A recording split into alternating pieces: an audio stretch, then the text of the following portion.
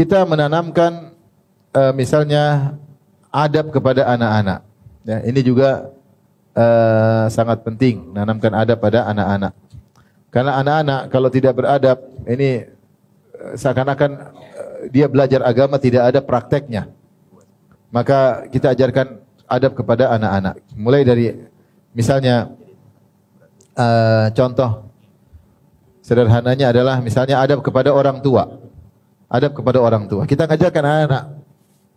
Kalau mau pergi cium tangan abi dan umi. Kalau enggak cium kening abi dan umi. Anak-anak terbawa. Akhirnya sekarang anak-anak kalau mau kemana-mana cium. Kalau anak saya cium, saya ini sampai ciumnya double. Ini satu, ini satu, ini satu. Baru mereka pergi sekolah.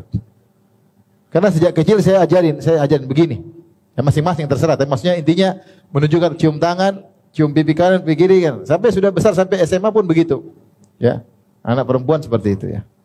Kalau laki-laki cium tangannya. Tapi maksud saya itu diajarkan dan itu ada nilai penghormatan kepada orang tua nanti.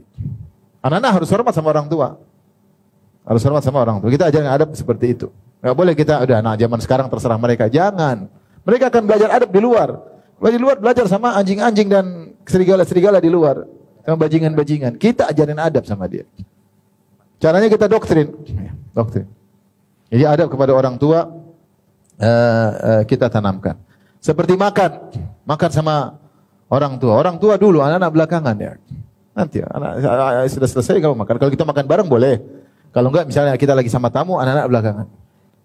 Saya pernah makan di teman saya di Utama. Sekitar 80 kilo dari kota Madinah. Perkampungan. Teman saya itu kalau nggak salah, dia punya saudara 24 bersaudara. Waktu saya datang, keluarga rame. Terus pertama kali saya dihidangkan, saya masih S1 waktu itu, dihidangkan kambing, orang bilang kambing guling. Jadi kambingnya besar, dinampan gede, kambingnya dihidangkan bukan tidur, berdiri kambingnya. Masya Allah.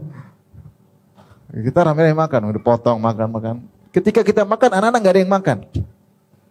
Setelah kita selesai makan, ngobrol-ngobrol, anak makan setelah itu. Ini contoh, mungkin itu tradisi mereka, tentu adab kita berbeda dengan mereka. Tapi untuk menunjukkan bahwa si anak-anak ada bagiannya. Ya, harus ada adab terhadap orang tua. Terhadap orang tua. Orang tua terlebih dahulu.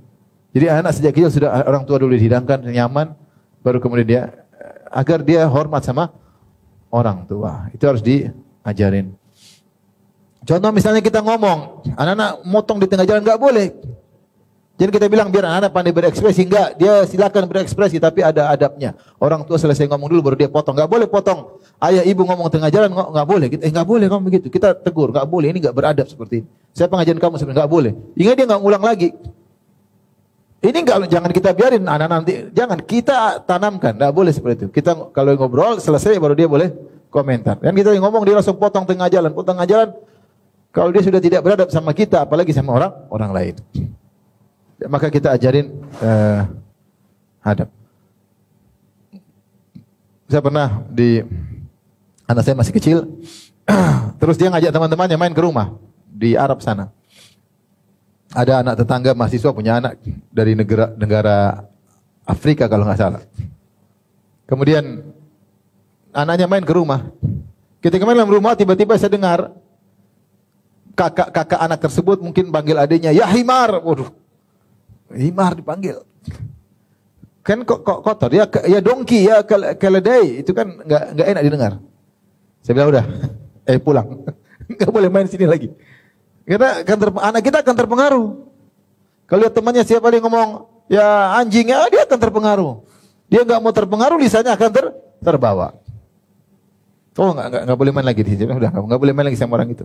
Rusak anak di luar. Kalau salah bergaul, ketemu dengan orang yang suka ngumpat, anak akan terbawa. Tapi ajarkan juga misalnya beradab kepada keluarga terdekat. Kalau anak lagi ngumpul, ada adik kita, kakak kita, itu om kamu. Mungkin omnya mungkin lebih miskin misalnya. Hormat, itu om kamu, itu kakaknya Abi, itu adiknya Abi. Jadi kita ajarin untuk beradab sama tante-tantenya dan om-omnya. Suruh tuangkan minuman, suruh bawakan makanan, suruh cium tangan mereka, ajarin. Biar dia nggak kurang ajar sama om-om dan tante-tantenya. Kalau kita meninggal, dia punya kewajiban menyambung silaturahmi terhadap mereka. Tapi kalau sejak awal dia sudah tidak hargai apa om miskin, om ya, udah repot nanti. Harus tanamkan yang itu om kamu itu ini. Ya. Kalau dulu ibu saya datang masih hidup rahimahullah, itu mbah datang. Sudah cium belum? Sudah. Dia datang, cium tangan, cium kepala, cium pipi. Satu-satu cium kepada mbahnya. Itu mamanya Abi. Itu dulu yang ngerawat Abi itu. Jelasin agar dia ngerti betapa keutamaan neneknya kepada abinya. Ditanamkan anak-anak seperti itu dan terus berulang-ulang sehingga terpatri dalam diri mereka. Adab kepada tamu pun demikian. Kalau ada tamu bagaimana? Ya. Dan seterusnya ya. Di antara kebiasaan orang Arab, saya sampaikan hal ini, orang Arab kalau ada tamu yang sering mengalami ini anak laki-lakinya. Jadi saya misalnya siapapun, saya punya teman polisi. Saya teman guru saya. Saya punya teman juga dosen ya. Setiap saya ke rumah mereka pasti yang melayani anak laki-lakinya. Mungkin masih ada yang SD, ada yang SMP sambil pegang ceret sama kohwah. Dia tumpahin terus dia kasih. Tumpahin dia kasih.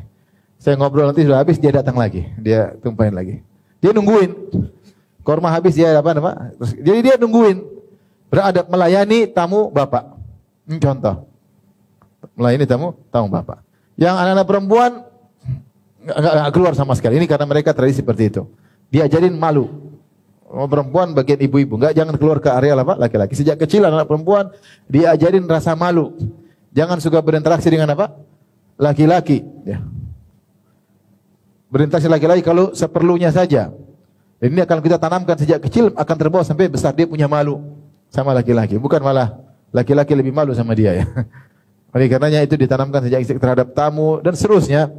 Ini adab-adab harus ditanamkan pada anak-anak